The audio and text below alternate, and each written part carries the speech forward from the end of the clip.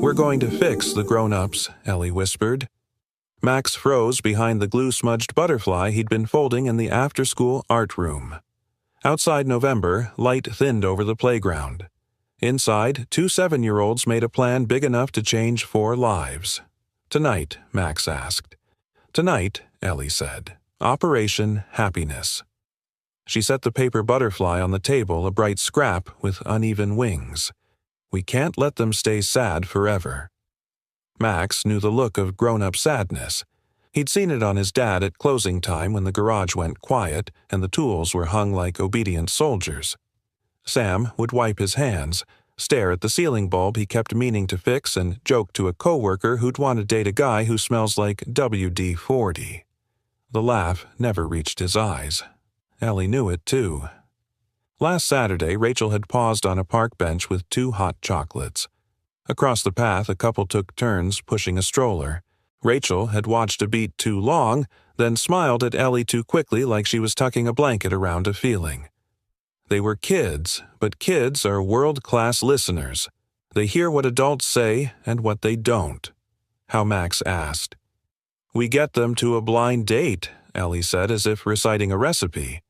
"Safe kind, not scary. Grown-ups run a lot," Max said. "Then we make it easy."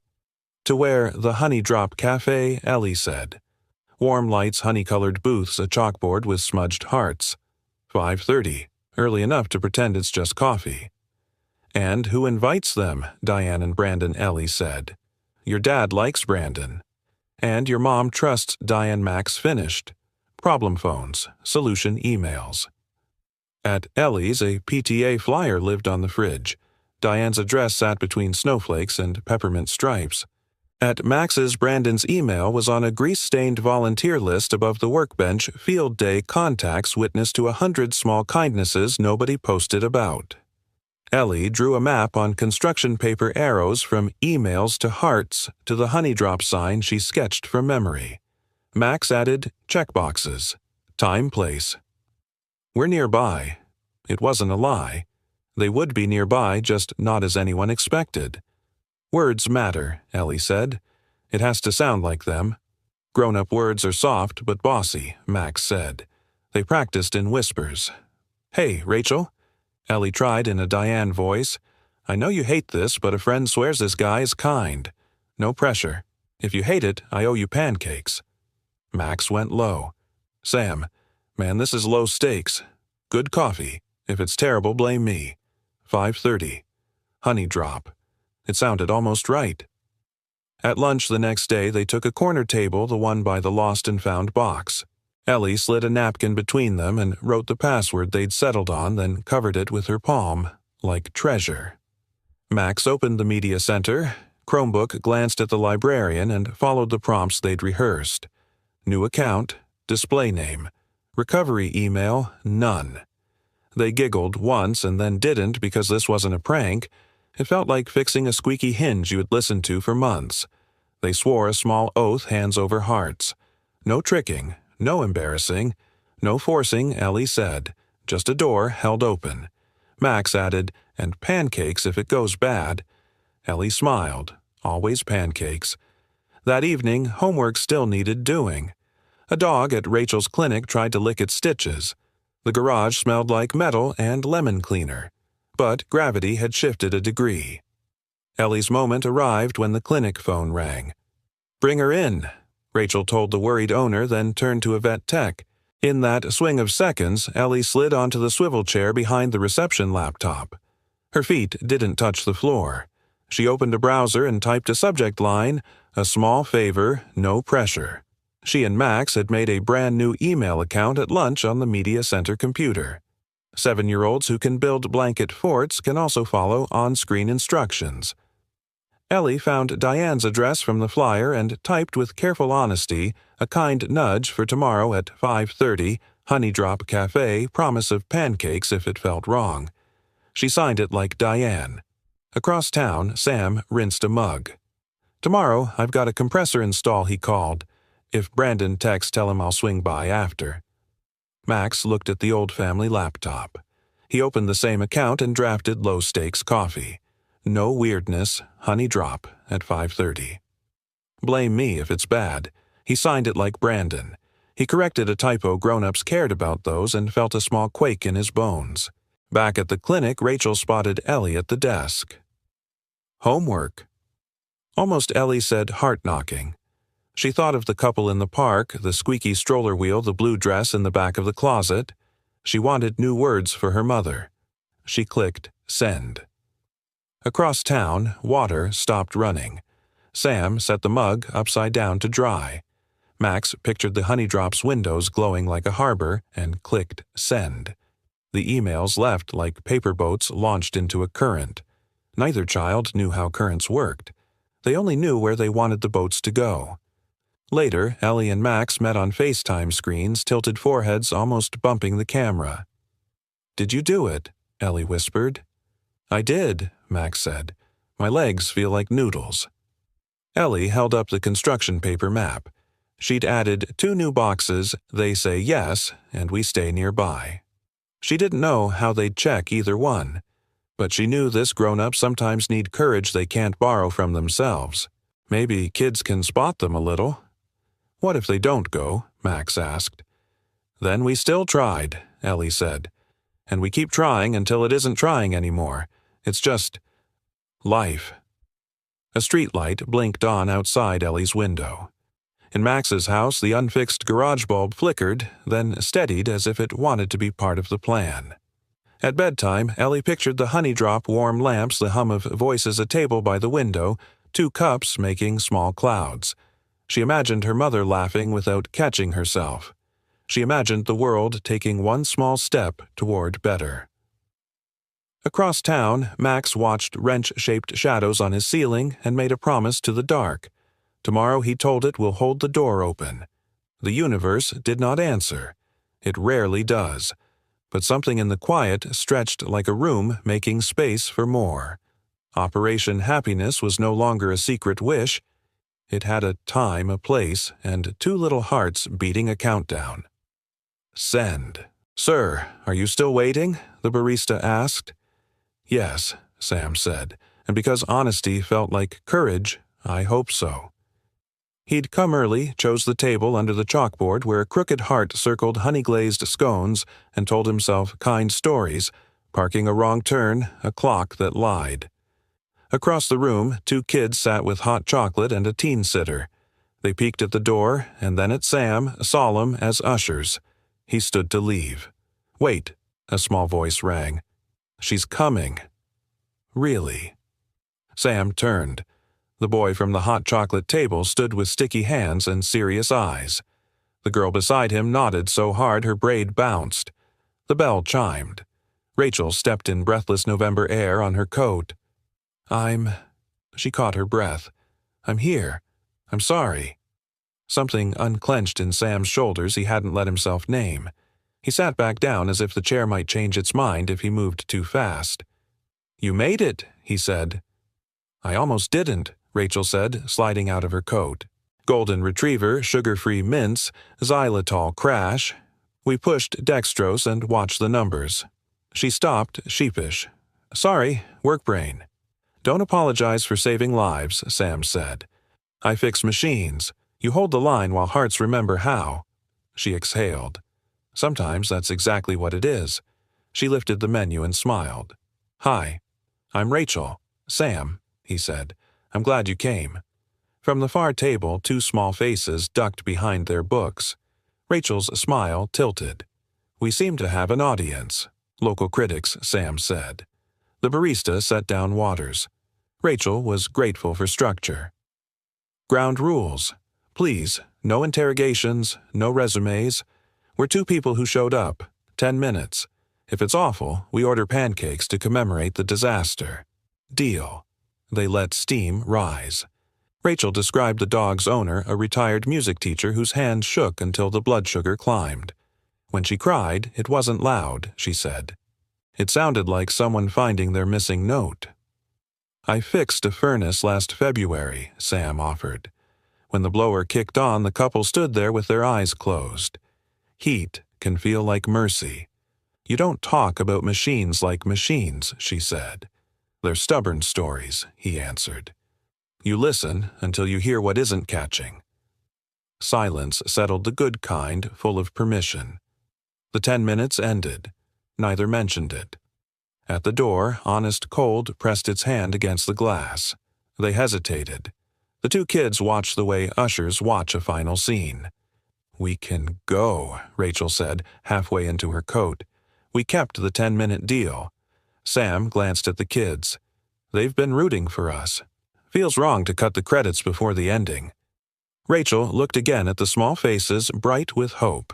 She slipped out of her coat and hung it back on the chair. For them, Sam said, nodding toward the fogged window, "Would you have dinner? Not just coffee? A real one."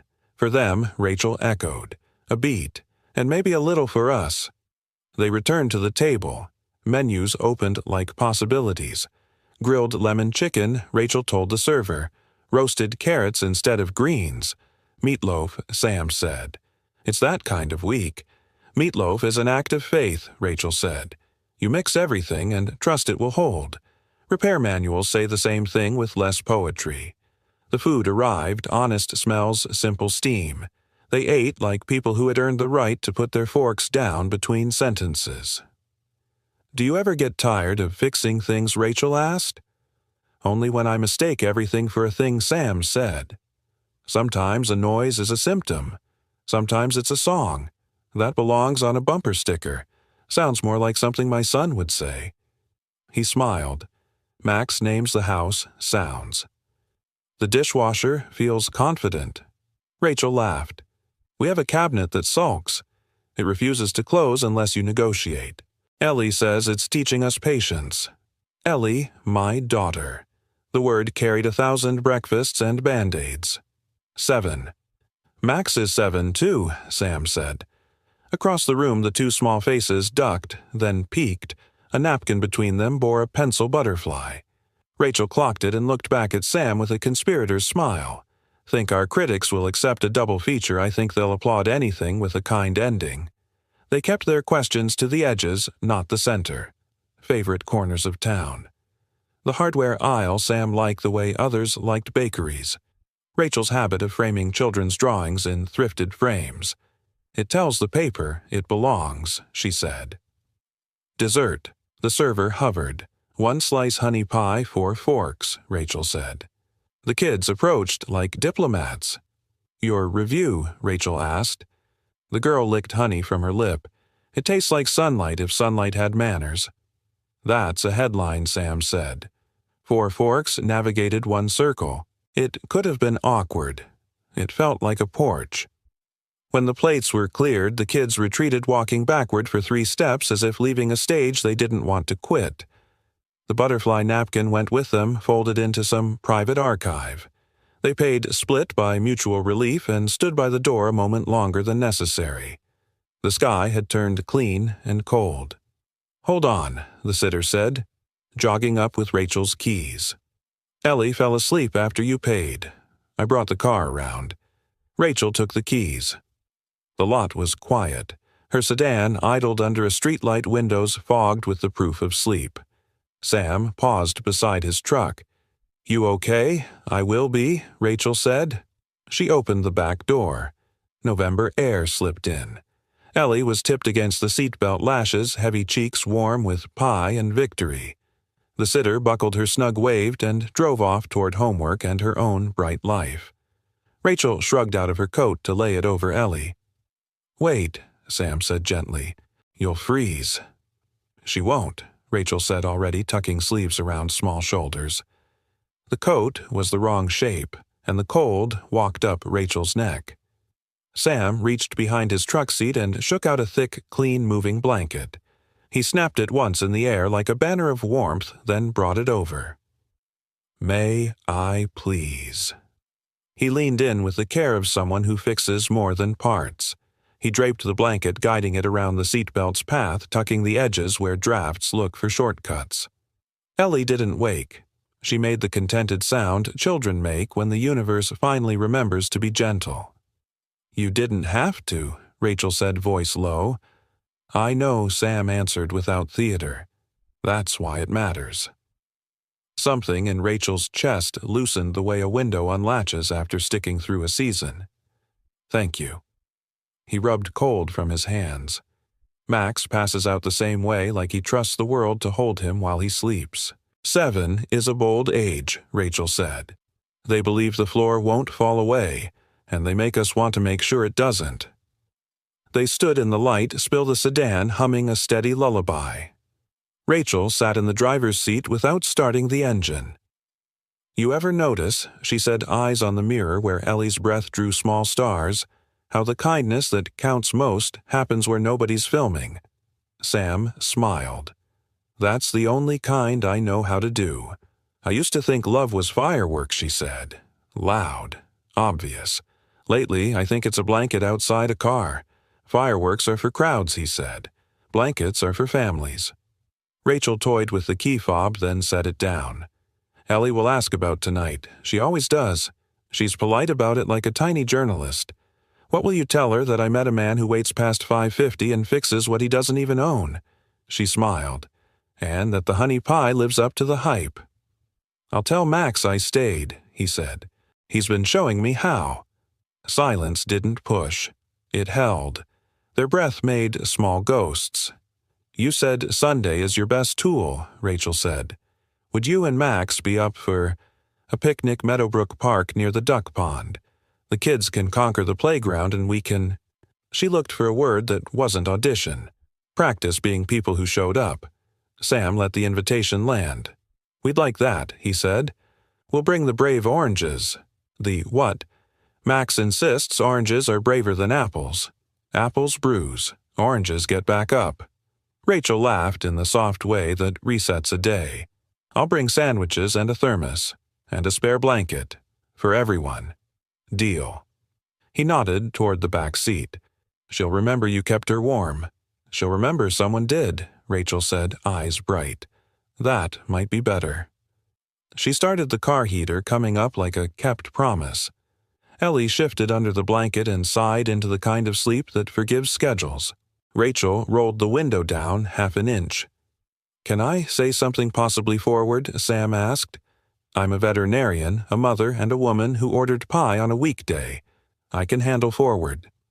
Tonight felt like a hinge, he said. Not a door swinging wide, not yet. Just a hinge, not squeaking when it moved. Some private war in her eyes lowered its flag. "I heard it too," she said. "Quiet is my favorite sound when something important happens." He lifted a hand in farewell that wasn't a wave so much as a promise to keep paying attention. "See you Sunday." "Sunday," she echoed. "Bring the brave ones." He headed to his truck. She watched him go, not to measure the distance, but to memorize the way he occupied it, steady, unhurried like a man who believed time used kindly could be a tool. Rachel checked Ellie's blanket one more time, then put the car in drive. As she pulled away, she saw Sam in her mirror. He stood an extra beat, hands in pockets, breath making a small ghost in the light. A man letting a good moment finish ringing.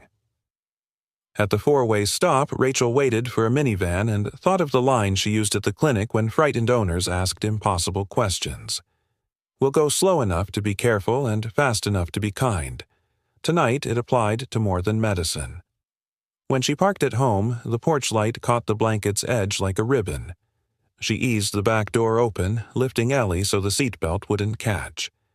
Ellie's head found Rachel's shoulder the way it had when she was a baby, by homing instinct, not decision. Inside, Rachel laid Ellie in bed without waking her. The blanket made a small roof over a small country of sleep. She stood a moment in the doorway, hands in her pockets to keep from touching what didn't need touching. Her phone buzzed a message from Diane. "Did you survive?" and a photo from the sitter. 2 cups, the honey pie's last bite, the butterfly napkin folded like a secret. Rachel typed to Diane, "I said yes to a picnic. We'll report on ducks." In the quiet, the house exhaled. A cabinet didn't quite close. She nudged it and let it have the last word. She made a note to pack sandwiches, to find the thermos, to wash the spare blanket that smelled like last spring's grass. From the doorway, she watched Ellie sleep. "You picked a kind world tonight," she whispered, and it picked back. Across town, Sam slowed under the garage light that sometimes flinched. He parked, killed the engine, and sat in the unstartled dark. Max was already home with the neighbor until bedtime. Sam pulled the old bulb from its socket and weighed it in his palm. Tomorrow, he said to the cold and the tools and the thin, brave quiet, "Let's make the light steady." He smiled, set the bulb down, and went inside to find a blanket he would not need tonight. Meadowbrook Park wore its Sunday best clean sky ducks quarreling by the pond. Rachel spread a blanket under a maple and set down a fat thermos. "You brought coffee?" Sam asked, slinging a canvas tote and a net of oranges. "Better," Rachel said. "Warm pancakes. I use the good butter." Max peered into the thermos with reverence. "Thermos pancakes," he whispered. "The bravest kind." Ellie produced a tin. On the lid, she'd drawn a stack with a tiny flag, the Pancake Interview. Inside lay circle cards, pancake-colored each with a question in neat, serious letters. "Rules are gentle," Ellie said, dealing 2 cards face down to the grown-ups. "Take turns. You can pass once. Tell at least one true thing."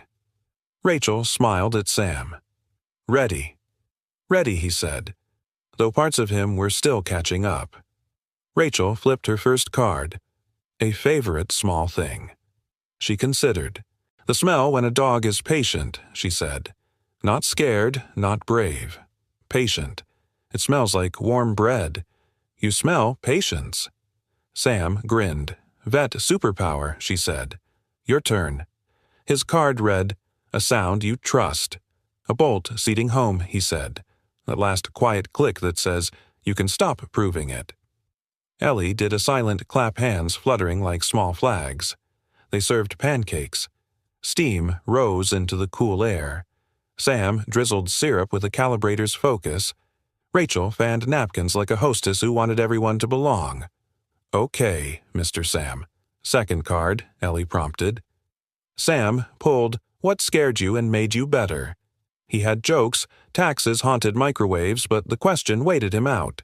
He could pass. He didn't want to. "Starting over," he said. "Not the big kind. The tiny ones. Moving with more tools than furniture. Learning how to cook eggs without an audience. Saying goodnight from the hallway and hoping you sound like certainty." Rachel's fork paused. "You learned the sound of certainty I'm practicing," he said.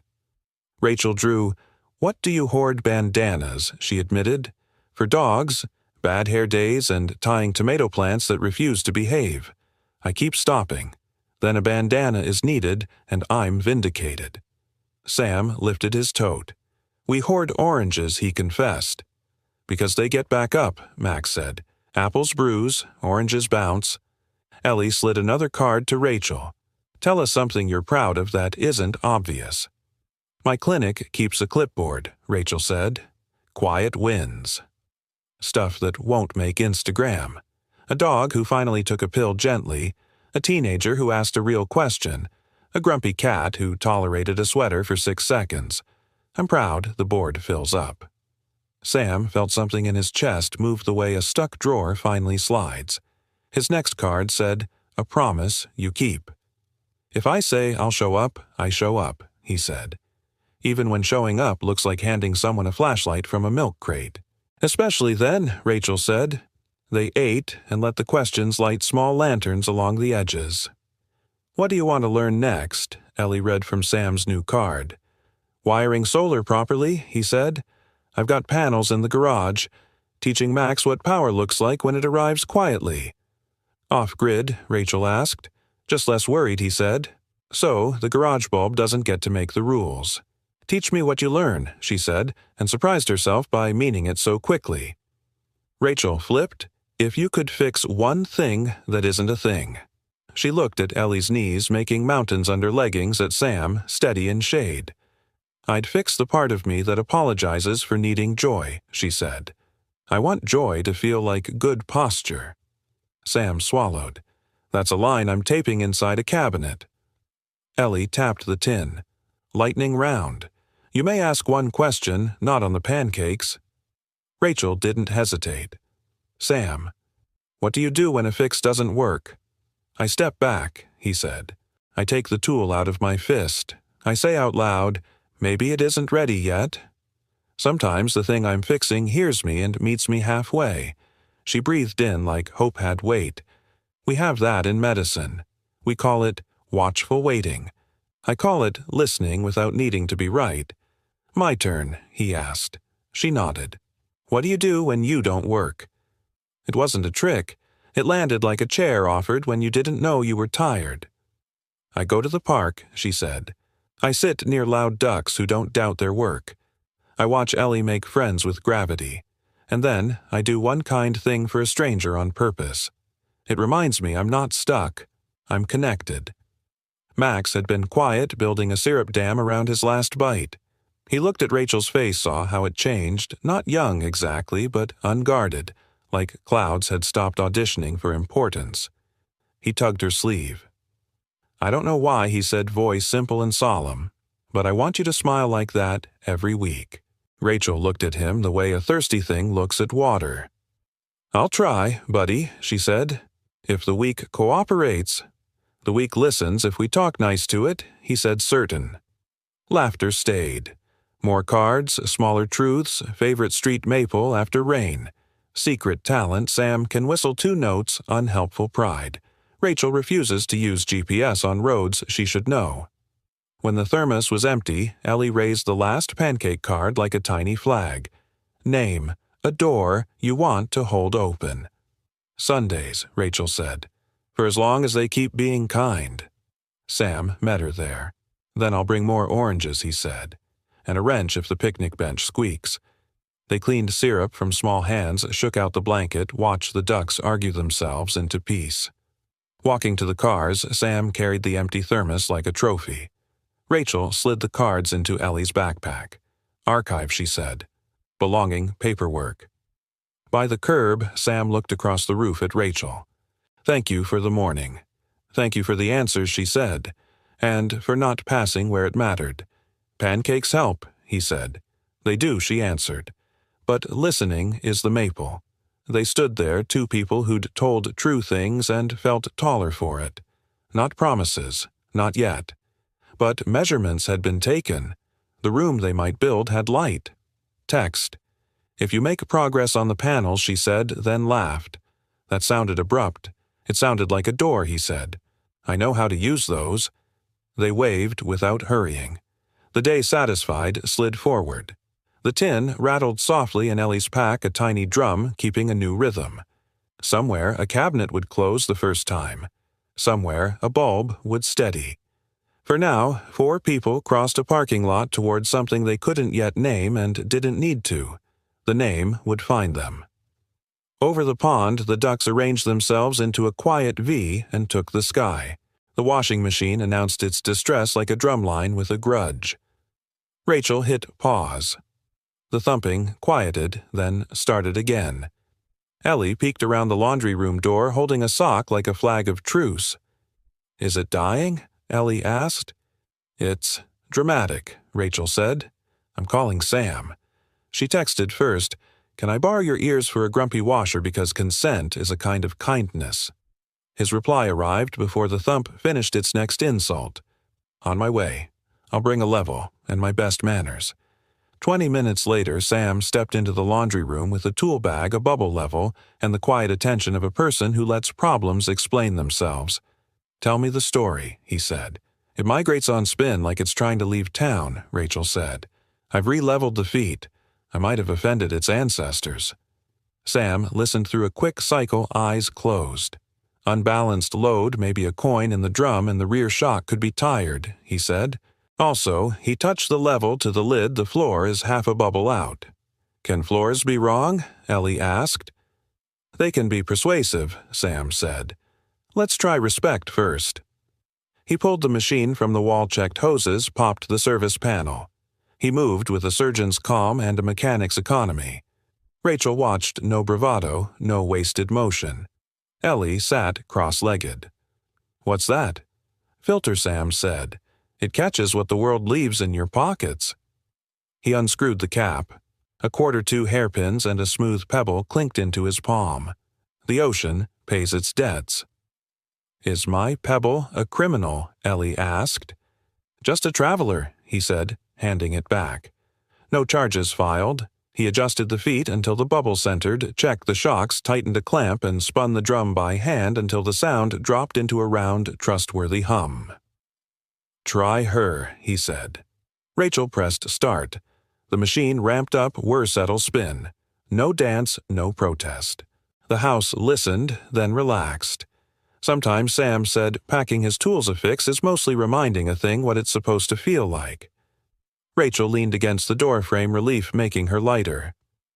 You know this is witchcraft. It's listening, he answered. Machines tell the truth if you let them finish the sentence. She let the laugh stay. Invoice me, she said.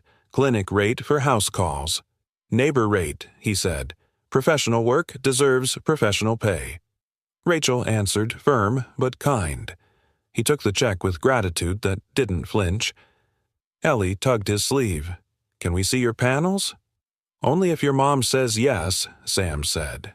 And only a peek. They're not live yet. Rachel nodded. Field trip, 5 minutes. They crossed to Sam's garage pegboard tools, a workbench, 4 photovoltaic panels still in boxes with a folded permit taped on top. On the bench, inverter disconnect switch labels, warning, photovoltaic power source. You did this right, Rachel said, heartened by the permit. You pulled the paperwork. I like my electricity legal, Sam said. And quiet. It's a little resilience, a little STEM class. Ellie pointed. What's that box charge controller, Sam said. It tells the power how to behave, like a crossing guard. And the shiny one inverter, he said. It translates the sun's language into the houses. Rachel grinned. You're narrating a children's book I would buy. I'm test fitting before I mount, Sam said. Ground rack first, quick disconnect. If it storms, I want decisions easy. He showed them the manual tabs, underlines, margin notes. Max and I practice with a multimeter, he said. Red is courage, black is wisdom. We don't touch what we haven't de-energized twice. Rachel nodded the way doctors nod when they recognize a colleague in a different uniform. I like the way you say, we. He's in it, Sam said. Power is a miracle he can measure. The garage bulb flickered, then steadied. Sam glanced up amused. New fixtures on the bench. We're changing it next. Ellie traced a box seam. Will the sun really come into your house? It already does, Sam said. We're just giving it a proper handshake. Rachel watched him explain, watched Ellie understand. For months, maybe years, she'd lived like a person waiting for permission to want what she wanted. Steadiness, gentleness. Someone who could set a level in a crooked world and make it honest without making it loud. You don't just fix machines, she said quietly. You fix the things people thought couldn't be fixed. Sam met her eyes. So do you, he said. You wait well with living things until they remember how. A beat, no music, just a silence that lets important words take root. His phone buzzed Max's picture lighting the screen. Sam answered on speaker. Buddy, we're in the garage showing Ellie the setup. Tell them about the oranges, Max said. We brought the brave ones, Sunday, Rachel said. I remember, Max said. We're doing homework now. Dad, can we test the new bulb later? You bet, Sam said. We'll make the garage brave too. They hung up. A breeze lifted the corner of a schematic. Rachel waited with a socket wrench without asking. I should get Ellie started on spelling, she said.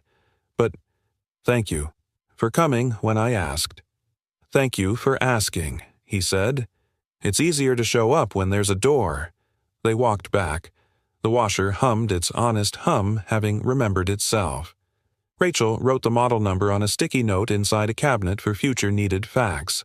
She paid his neighbor rate plus the smallest rebellion of a tip tucked into the folded invoice. Hey, Sam, said noticing and choosing grace. I told you, and I told you, Rachel said smiling. Professional work, professional pay. What's my line on your clipboard? He asked. She typed, reminded the washer what it's supposed to feel like. That's almost poetry, he said. Almost, she agreed. We can save the rest for Sunday." He shouldered his bag. At the door, he paused. "If anything knocks wrong this week, text me a recording. You diagnose by audio. Sometimes the only way to hear a thing is to take the room out of it." She nodded. "Deal." Sam stepped off the porch into afternoon that had settled into something steady. Ellie waved from the table where spelling lists had begun to bloom.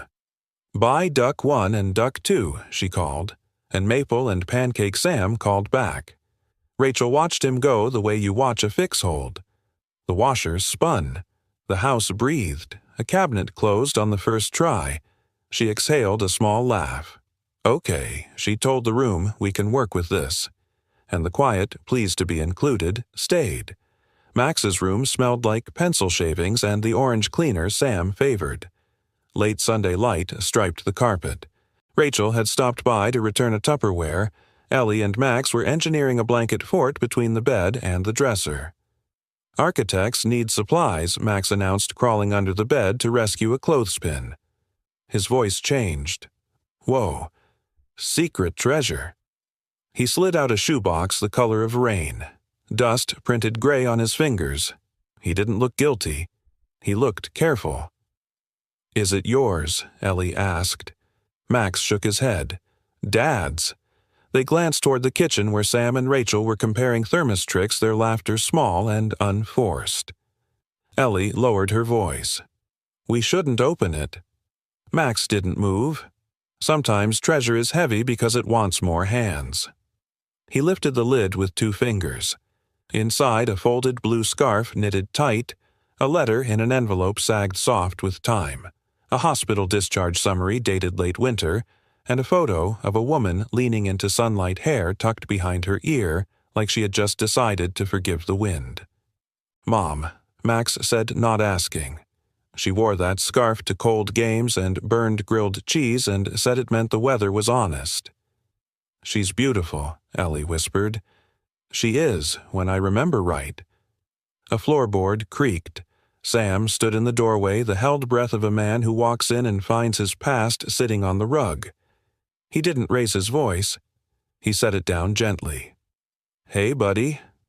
Max's hands flew back from the box as if from a hot stove. "We were building. The clothespin fell." Sam crouched, knee-popping like an old hinge he didn't mind. He put a palm on the lid but didn't close it. "It's okay." Rachel hovered at the threshold and stayed quiet. She recognized the posture, not anger, not shock. The body hides what the heart isn't ready to narrate. "I can put it back," Max offered. Sam shook his head. "Maybe it's time it got some air." He lifted the scarf. The blue had kept its brightness stubborn about its job. The envelope rasped against cardboard.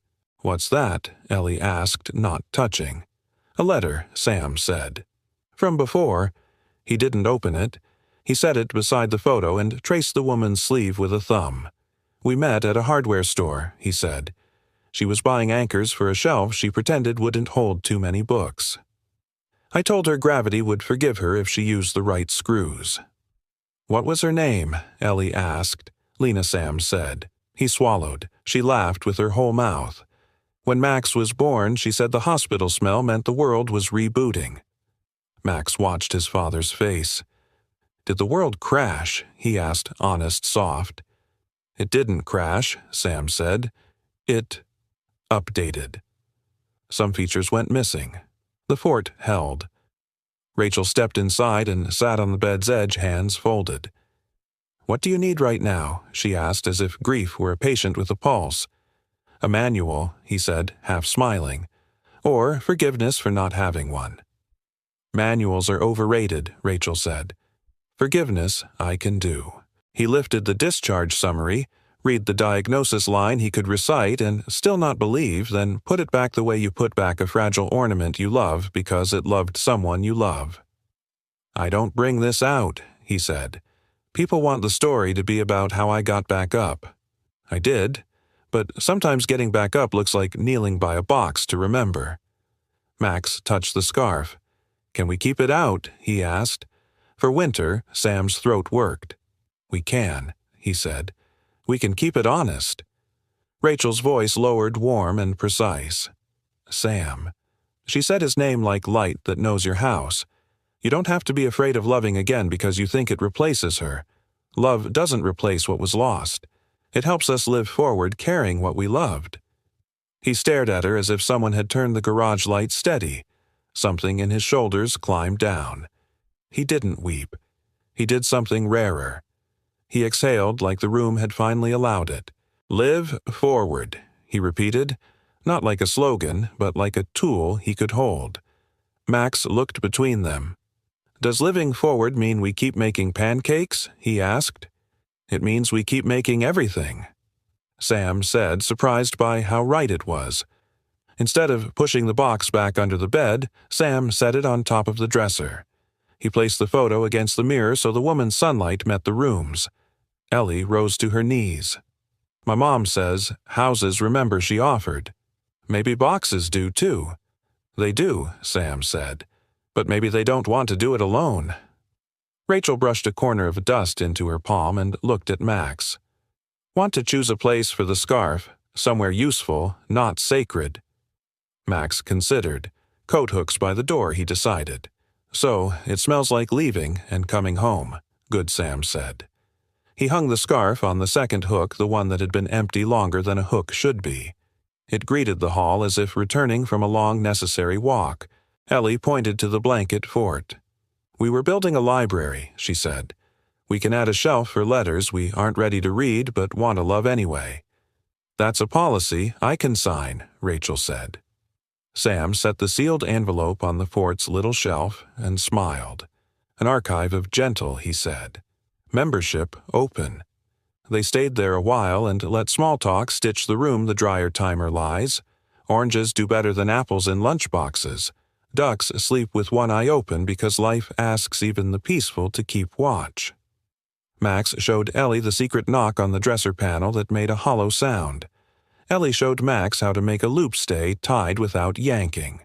Dusk persuaded the windows toward blue. Rachel stood. We should go, she said. Sunday is kind, but it still ends. At the door, Sam stopped her. Thank you, he said, for the sentence I didn't know I needed. Keep it, Rachel said. We'll underline it later. He walked them to the car. Ellie looked back. The hook looks right now, she said. It does, Sam agreed. Rachel met his eyes over the roof. It wasn't a vow. It was an understanding some hinges were ready to move. See you soon, she said. Soon, he echoed, and the word didn't scare him. Inside, he turned on the hall light. The scarf hung steady, a blue note in a forgiving key. He touched it briefly as he passed, and the house-obedient, grateful remembered with him. It took 10 seconds for an old fear to put on a new face. That was how Rachel would remember the school night, the gym, bright with paper lanterns and raffle jars, Ellie's hand warm in hers. Plan meet Sam by the photo booth at 7. He texted at 6:58 parking. Save me a cupcake with too much frosting. She smiled. The PTA president waved her to the bake sale. Rachel set down her cinnamon bread and tried not to count seconds like a doctor watches a monitor. Mom, look, Ellie tugged. Max, across the gym. Max threaded through parents. Sam followed, tall in flannel, that steady, quick smile he used like a doorstop to keep the world from slamming. He spotted Rachel and lifted a hand, not showy, just sure. Then a voice cut across the music. There you are, a woman, tall, polished, beautiful, in the effortless way that had once been weaponized against Rachel, swept up to Sam and pulled him into an easy hug. Volunteer badge, tray of raffle tickets. Sam laughed, surprised and unguarded. The woman set her hand on his sleeve as she spoke. He leaned to hear. Something in Rachel tilted. It wasn't jealousy. It was a memory in new clothes, her ex-husband smiling too brightly, saying, perfect like a blade. She tasted metal and told herself the air was too warm. Come on, Ellie said, I'll bounce. Let's go. Just 1 minute, Rachel said, adjusting her cuff like that could give the moment a cleaner edge. Sam looked over the woman's shoulder, half lifted a wait gesture toward Rachel, but attention is a currency at school nights. A volunteer shoved a clipboard at him. The band launched into a song it didn't quite know how to exit. The woman spoke into his ear smiling. Rachel heard none of the words. Her old wound supplied its own captions. Ellie reached Max and began trading the quick news of 7-year-olds. Sam freed himself from the clipboard and started toward Rachel. The woman moved with him. She kept talking. She kept touching his sleeve, the automatic choreography of people from the same map. Rachel stepped out of the accidental corridor the crowd made for them. Rachel, the PTA president, called. "We're short on plates." On it, she said, grateful for a task with edges. She walked to the supply closet, let the cool door steady her for 5 breaths, then carried plates back. By the photo booth, Sam stood with the woman. Rachel reached for neutral. "Hi," she said. "You made it." "Wouldn't miss it," Sam said, relief crossing his face like light. "Rachel, this is Tessa," the woman said, bright, offering a hand. Max's cousin. Her badge crooked now read, "Tessa Alvarez Volunteer. On raffle duty. I hug people who buy too many tickets. Cousin." The world unclenched and then clamped again because the body lagged when the brain caught up. "Nice to meet you," Rachel said smoothly. "My daughter and your cousin are co-conspirators. Max told me he met a dog doctor who makes pancakes." Tessa grinned. He asked if that's legal. Rachel could have laughed. Part of her wanted to. Another part, chastened by adrenaline, wanted to go home and fold towels in a room that didn't ask for courage. "Want a picture?" Sam asked, gesturing at the cardboard moon backdrop. "Maybe in a bit," Rachel said. "I promised the bake sale I'd help." "Let me walk you," he offered. "No need," she said quickly, then softened it. "Find me later." She poured coffee-made change, said the small sentences that hold communities together. Tessa's laugh floated over the music. Sam's voice came warm through it. The sound braided with a memory she didn't choose. Ellie bounded back. "Photo booth in 10. Sweetie," Rachel said, keeping her tone calm. "Let's do the booth another time. I'm getting a headache." Now, Ellie frowned. "But Max—" "Another time," Rachel repeated. "We have an early morning." Across the gym, Sam caught Rachel's eye, read the distance, and excused himself from Tessa. He wove toward the table. A raffle call intercepted him. Winners needed a signature. He texted instead, "You okay? No rush. I'm by the booth if you want quiet." Rachel's phone buzzed against a stack of napkins. She didn't read it. Not because she didn't want to, but because a bruise has intelligence and she wouldn't argue with it in public. Mom Ellie asked softer now. "Did I do something?" "No, baby," Rachel said, tucking a curl behind Ellie's ear. "You did everything right." She kissed her temple. "We're just going to slip out." They found their coats. Rachel waved to the PTA president, mouthed, "Sorry, migraine," and made for the door. The gym's heat released them into honest night. Behind them, Max noticed first. "Where's Ellie going?" Sam turned in time to see the door sigh shut. He read the absence like a man who had learned the vocabulary of what wasn't there. He could sprint, explain, perform reassurance. He didn't. He texted again, "If you need space, take it. I'll be here." Promise. Outside, Rachel fast-walked to the car. Her hands found the wheel, then released it. Ellie waited quiet and worried. The dashboard clock declared them early to leave and late to the part where the past stops borrowing the present. "Talk to me," Ellie asked. Rachel chose a sentence that wouldn't stain. Sometimes, she said evenly, grown-ups get surprised by old weather. It looks sunny, then the wind remembers something. "Will it pass?" "It always has," Rachel said, and the truth of that steadied her. "We'll aim for pancakes on Saturday." Back inside, Tessa handed Sam a stack of tickets. "Okay, I don't know yet," he said. "I think a ghost walked through." Tessa's face gentled. "Go easy. Some storms can't be chased." He nodded. He didn't call. He didn't explain. He worked the raffle and waited the way he'd taught himself to wait, not with panic but with a porch light on. At home, Rachel hung Coates made tea she didn't drink and watched steam write and erase itself above the mug. She texted Diane. I saw something I survived before. I left before it got a new ending. Diane replied, proud of you for not bleeding on the wrong person. Sleep. The sky resets at 3 a.m. Prove me wrong. Rachel checked on Ellie, tucked her blanket with a gentleness she could measure, and stood a moment like a lighthouse that knows the boat can't see it yet but shines anyway.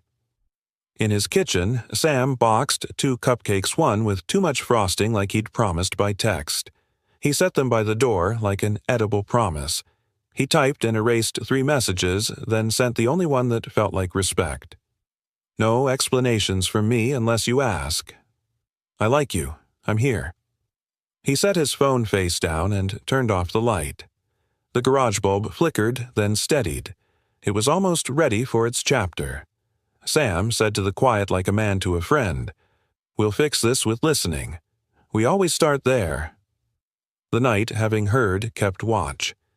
We broke our grown-ups, Max said at recess, watching the tetherball sway. Or, they broke and we saw. Ellie hugged her knees. Last week my mom smiled without thinking. Today she holds her face like it might fall. Dad set out 2 cupcakes and didn't eat either, Max said. That's against breakfast. It's against hope, Ellie said. She looked at the art room. We have to fix the fixers. Inside, free choice watercolors waited.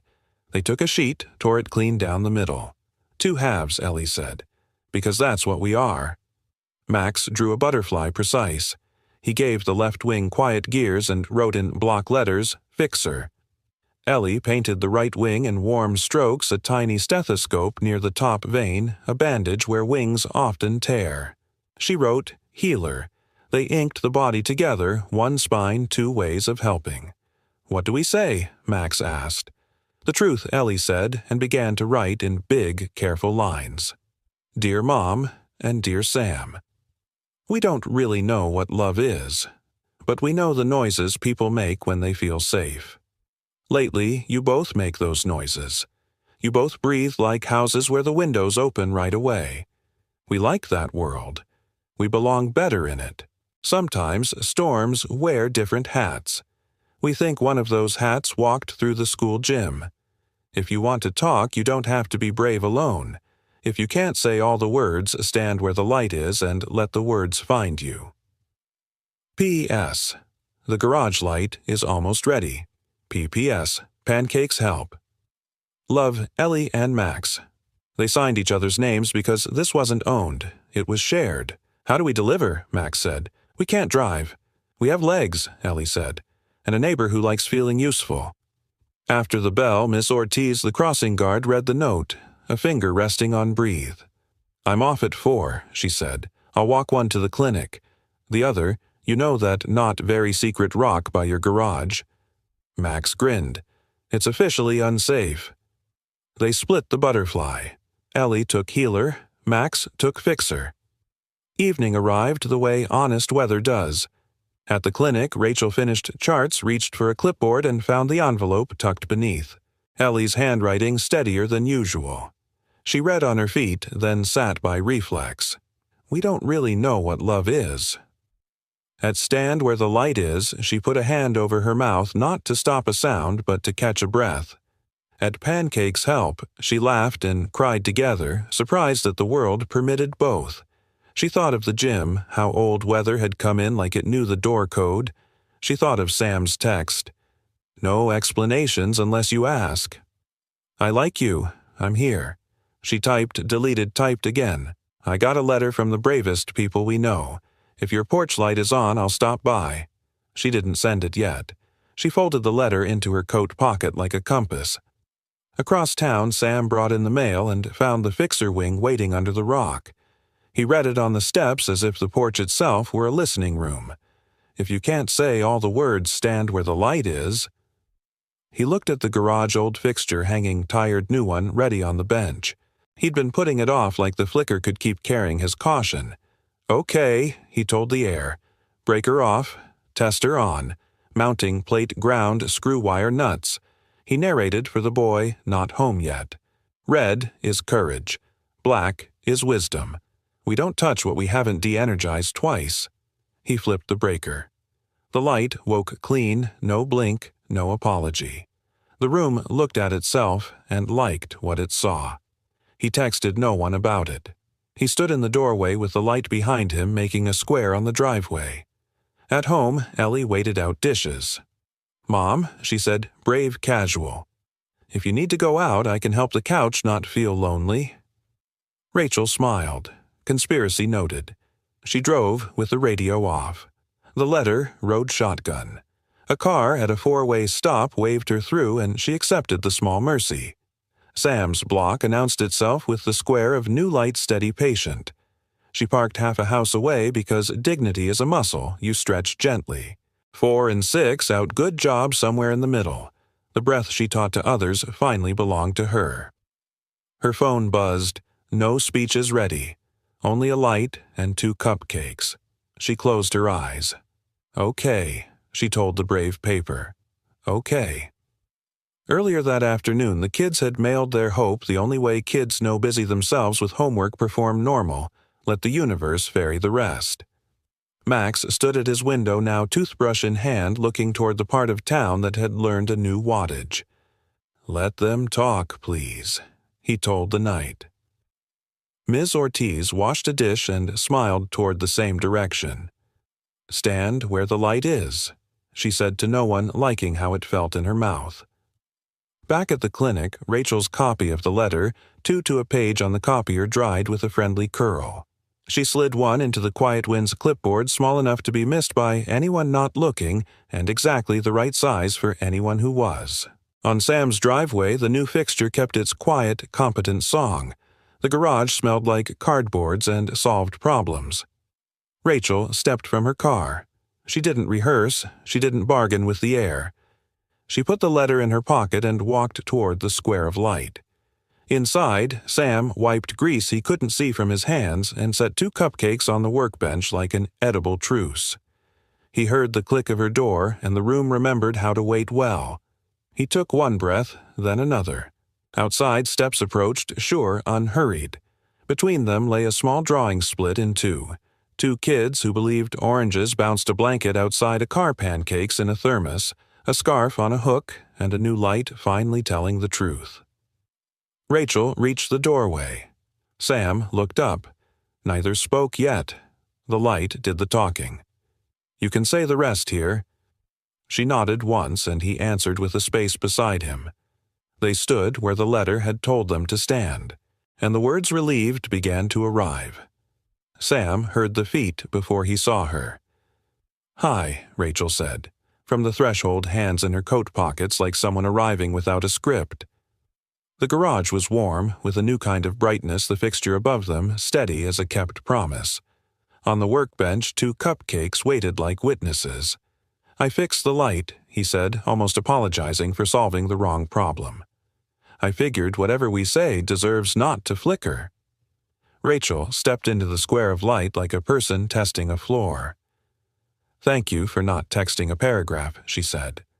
"Thank you for leaving the door and letting me walk through it."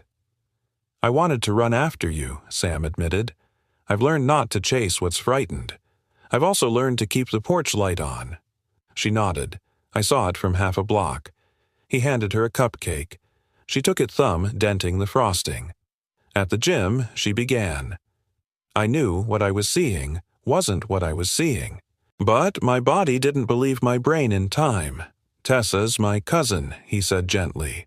"She hugs like it's a public service." Rachel laughed once, then covered her mouth at the relief in it. "I would have liked to hear that earlier," she confessed, "and I also know I wasn't in a place to hear anything. I texted," he said, "and I didn't push." "You did the right things," Rachel said. "I left before I taught the moment a new ending. That's old weather's fault, not yours." "My ex-husband," she added, choosing each word, liked rooms where perfection could hear itself. Standing there tonight, all I felt was, I'm a patch. People don't choose patches. Sam leaned on the bench, not toward her, but beside her. "Patches keep things honest," he said. "They admit something tore and lived anyway." She blew out a breath that wasn't quite a laugh. "Say that again for the part of me that still wants to be the original fabric." I like you, he said simply. Not the idea of you. Not a resume. You who brings pancakes in a thermos and writes quiet wins on a clipboard. I won't be perfect. I don't want you to be. I want us to be the kind of people who can stand where the light is when the weather changes. She looked up at the fixture as if it had joined the conversation. Then, let's write how. He peeled a strip of blue painter's tape and uncapped a Sharpie. Protocol, she echoed. Rule 1. If a ghost walks in, we name the weather before we name each other. He wrote, one name the weather. Rule 2, Sam said, ask, don't assume. Who is Tessa beats letting 12 bad movies write it. He wrote, 2, ask, don't assume. Rule 3, Rachel said, if one of us needs space, the other keeps the porch light on and the door easy. He wrote, 3 light on door easy. Rule 4, he asked. She smiled. Cupcakes help. He added, 4 cupcakes help. They stuck the tape to the cabinet above the bench. The rules looked sturdy and humble. Rachel touched the edge of the list, then unfolded the right half of a butterfly from her pocket. Look what the universe mailed me, she said. Healer. Sam held up his half from the shelf fixer. He fished a length of electrician's tape from the drawer. May I? He asked. Please. He taped the halves together along the body and pressed the small hybrid to the cabinet beside the rules. Under the steady light, the wings found each other as if it were always obvious. I'm sorry, I left, Rachel said. Not for protecting myself, for not trusting you enough to let you protect me too. I'm sorry your past thinks it gets a vote, Sam said. We'll outnumber it. She nodded permission, if not promise. Tell me something true from your side of the gym, she asked. I saw you and everything in me said, don't hurry, he said. Hurry has never once fixed a real thing in my life. I figured if we're real, the moment would let me find you after. It did, she said softly. You fixed the light. It was time, he said, glancing up. I kept delaying because the flicker matched something in me. Tonight, I wanted steady. From the hallway, a quiet footstep. Then Max's voice stage whispered gentle. Is it okay if I say hi? Yeah, buddy, Sam said. Max patted in hair pointing in 6 directions, eyes widening at the cupcakes. Hi, Rachel. Hi, Max, she said. The garage is very brave. He beamed. We gave it courage and wisdom. Max spotted the butterfly. You found it. Relief opened his face. Ellie says art is a bridge. It worked, Rachel said. Thank you for the map. Max nodded and retreated.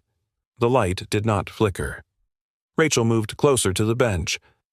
I don't want to promise a sprint, she said. I want to promise a pace. Slow enough to be careful, Sam said, finishing a line he'd heard in her. Fast enough to be kind. They both smiled. Saturday pancakes, he asked. Butterfly shape. The kids will pretend not to care, and then care. Saturday, she agreed. I'll bring blueberries.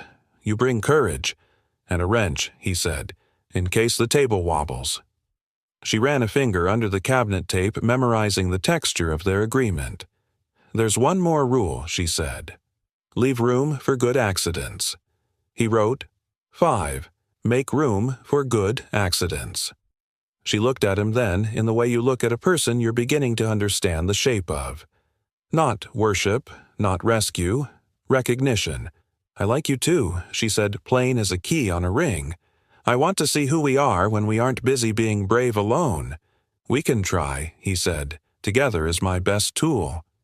He walked her to the driveway. Cold breathed around them and didn't get in. They didn't hug. She touched the doorframe in a small goodbye that felt like a hello. Good night, Sam. Good night, Rachel. She got in the car, the letter settling against her leg. The new light cast a gentle square on the hood permission in wattage. As she pulled away, he stayed a beat, hands in his pockets, the way he does when something worth keeping has just happened, and he'd like to let it finish happening. Inside, Sam added one more strip of tape written small practice. He put it under all the rules. Because that's how the light stays steady. Not because storms stop existing, but because 2 people agree to stand where the switch is and try again when it flickers. Saturday woke like a kitchen light flipped on with purpose. Sam whisked batter while the griddle hummed. Max lined 2 bowls labeled Courage and Wisdom. The house smelled like coffee orange peel and something warm deciding to stay. Quality control, present Ellie announced ponytail high. Rachel followed with blueberries and a thermos. You brought backup, Sam said. Blueberries for the butterfly, Rachel answered. Coffee for the committee. Max tapped Courage. Blue for the healer wing, he told Ellie.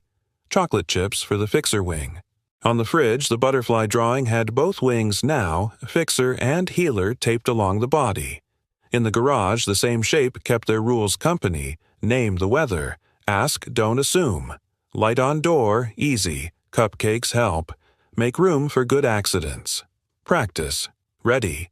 Sam asked, ladling batter into 2 ovals that met in the middle. He dotted blueberries on the right wing, chocolate on the left. The pancake puffed a little map. Golden Chef, Rachel said, leaning on the counter. Golden is my favorite voltage. They flipped the butterfly. Max and Ellie cheered. Rachel warmed maple syrup because some mornings deserve everything you can do politely. At the table, the first butterfly arrived. Evidence of competence, Sam said. Evidence of tenderness, Rachel corrected. They bowed their heads not because anyone said to, but because gratitude needed a landing. The kids divided the wings without argument. Both insisted the body belonged to the grown-ups because it was the hard part. We owe our audience an update, Rachel said after the first bites. True parts, only Max replied. True parts, only she agreed. The gym was old weather, not new facts. We made rules in the garage. We're going slow enough to be careful and fast enough to be kind. And she smiled. We like each other. Sam lifted his mug. Confirmed. Ellie exhaled like a 3-day assignment, just got an extension. Okay, I can go back to math. They ate in the soft racket of a Good Morning Forks, a low radio ducks arguing somewhere beyond the block. When the second butterfly arrived, Max made antennae from orange peel. Art is a bridge, he declared. Then let's cross it, Rachel said. Between pancakes, Sam wiped his hands and went to the counter where a small box waited, not velvet but wood-sanded, smooth the kind made with patience. He turned back heartbeat, settling into a steady drum. Before we burn the third butterfly, he said, half smiling, I made something. Rachel's hands stilled around her mug. The kids froze the way kids do when a room is about to change temperature. Sam opened the box. Inside lay a simple ring copper, warmed to a soft shine, its seam visible on purpose. It's not a proposal, he said, quickly honest before romance could misunderstand. It's a promise. When nights were long, I learned to make small, useful things. This came from wire the house didn't need. I cleaned it, hammered it, and waited to see if it wanted to be round. Rachel's breath caught. It's beautiful, because it remembers work. If this is real, Sam said, steady now, I think the ring should be made of time. The room listened. He set it on the table, not pushing it across, just offering it into the air they shared. We're not skipping steps. We're not asking the kids to carry grown-up weight. We're naming the weather and keeping the porch light on. This is me saying I want to keep showing up until round becomes our shape. Ellie's eyes shone. Max's hand found hers under the table, a bridge under their own feet. Rachel reached, then paused, naming her weather like the rule required. I feel steady, she said. A little scared, in the useful way. A lot grateful. Useful scared, Sam repeated. I know that voltage. She picked up the ring. It held the memory of hands. She slipped it onto her right hand middle finger, a choice that said exactly what it needed to not marriage, not yet, but a lived promise that touches everything. It fits, she said. It learns, Sam said. Copper does. The kids clapped once each like witnesses who know their job. House ground rule, Rachel added gently. We celebrate without making big announcements at school. Okay, our hearts get to be private before they're public. Max nodded, relieved. No assemblies. Ms. Ortiz can know Ellie bargained. She's basically a lighthouse, approved, Rachel said. They split the third butterfly. Blueberries bled little hearts into the plate. Someone spilled syrup. Someone wiped it up. It looked like a family on purpose even without the word. After dishes, they walked to the garage because ceremonies happen where promises were first drafted. The taped rules watched with their plain wisdom. Add one, Sam asked. Rachel took the Sharpie. Under practice, she wrote, share the tools. Because we'll be borrowing courage and wisdom, she said. Often. Sam added a thin strip check the light. Because flicker is a request, he said. Not a failure. Max eyed the breaker. Can we turn it off and on? Just to see it comes back. Sam nodded.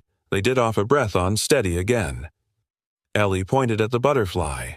Move it to the kitchen. Let it guard both rooms, Rachel said. Hearts and hands.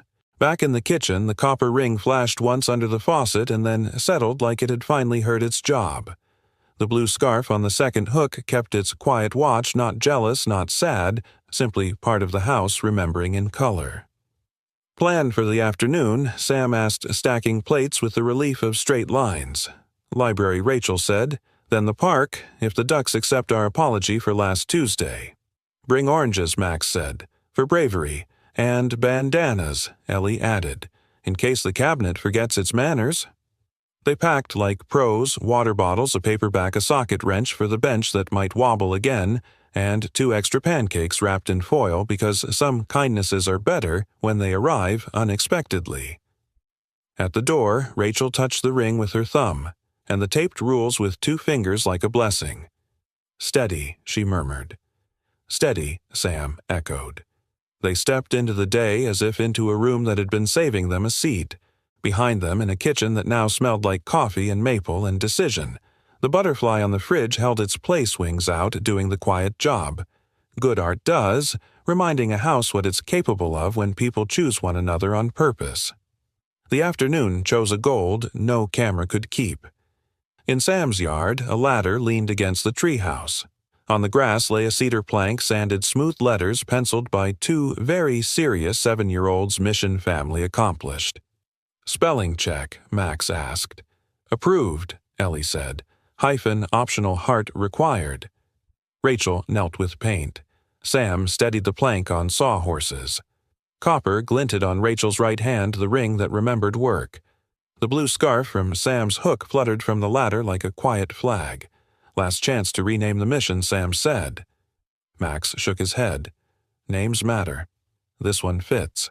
They painted together, Max the word mission, Ellie family, Rachel the dash, Sam the small word that made the others true, accomplished. They blew gently and waited. Waiting is a skill most families learn by accident. This one had chosen to practice. Mounting ceremony, Sam asked. Ceremony, Ellie confirmed. Ms. Ortiz appeared at the gate with a bandana and a paper bag. I brought orange slices and a legal opinion this project meets all codes of the heart. Sam climbed the ladder with his drill. Name the weather he called down. Clear, Rachel said. Ask, don't assume, Max added. Light on door, easy, Ellie told the treehouse. Make room for good accidents, Rachel said. And practice. Share the tools, Sam said, passing the drill to Max for the first pilot hole. Check the light, Ellie reminded, pointing at a coil of string lights inside the treehouse like friendly stars. Sam set screws, leveled the plank, and drove it home.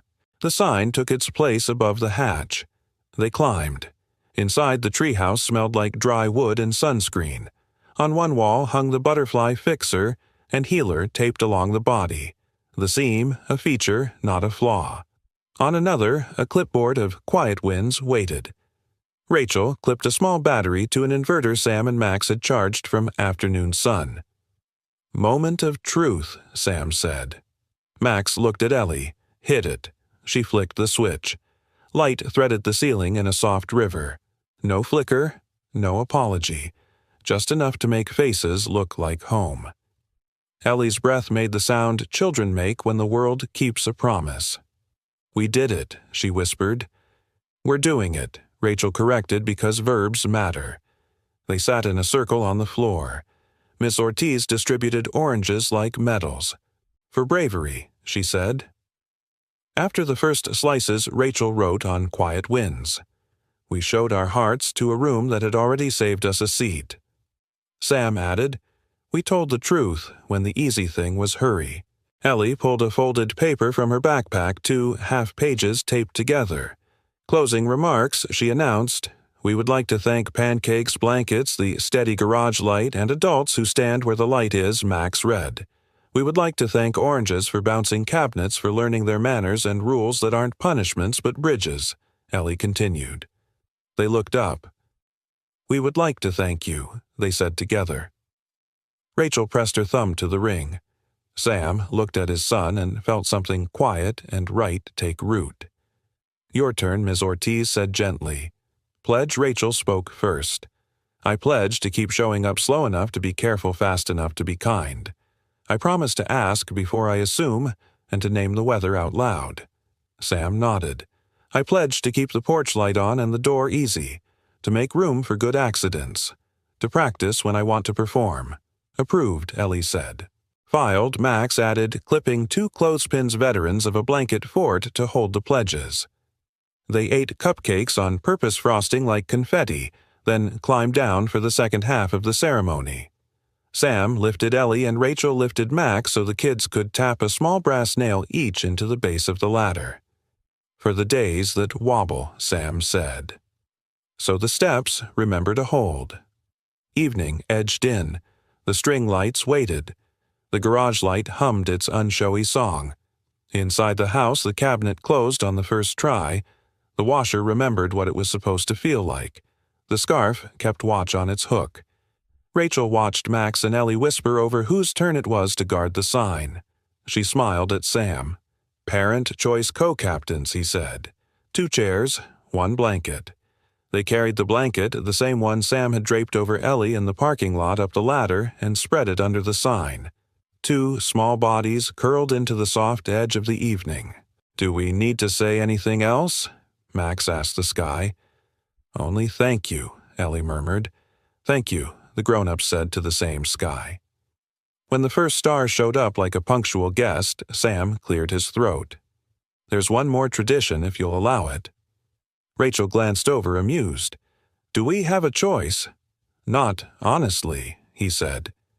He lifted the copper ring gently from her finger, turned it once like a tiny planet, and slid it back. "Renewed," he said. "Renewed," she echoed, and the word fit. They didn't kiss for the camera that wasn't there. They leaned their heads together, foreheads touching a small circle of gravity that changed the room without asking permission.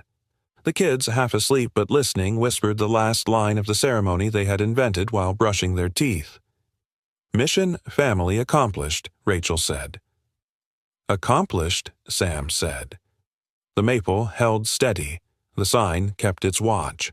And the house below kitchen hallway hooks cabinets the good bulb remembered in a color that would be hard to describe and impossible to forget. Some stories end with fireworks. This one ended with a porch light, a treehouse, and 4 people who didn't need a witness to know what they had built. Which is to say, not an ending at all, but a room with the light left on for whoever comes home late. If this story found you tonight, maybe it's because you've known a light that finally stopped flickering. A blanket that showed up in the cold. A pancake shaped like hope. Sometimes love doesn't sound like fireworks. It sounds like I'm here. It looks like name the weather. Ask, don't assume. Light on door, easy. Practice. Before you go, I want to hear your chapter. Have you ever kept a porch light on for someone who needed time? Did a small kindness, an extra blanket, a steady word, a cup of coffee, change the course of a day? Do you know a fixer and a healer who finally learned to stand in the same light? Share your story in the comments, short or long, we read them all. Your words might be the courage someone else needs tonight. And tell us, where in the world are you watching from? Drop your city, state, or country below. It's our favorite tradition seeing this community shine from Cornwall to California, from small towns to big skies. If this film warmed something in you, tap subscribe and turn on the bell. It helps us bring you more gentle, honest stories about listening as a form of love, about families chosen on purpose, about the quiet ways people come home to one another. If you know someone who needs a soft landing, share this video with them. Let it be a porch light. Thank you for spending your time and your heart with us. From our little storytelling kitchen to yours, may your cabinets close on the first try, your garage light stay steady, and your Sundays keep making room for good accidents. Until the next story, stay kind, stay steady, and keep the light on.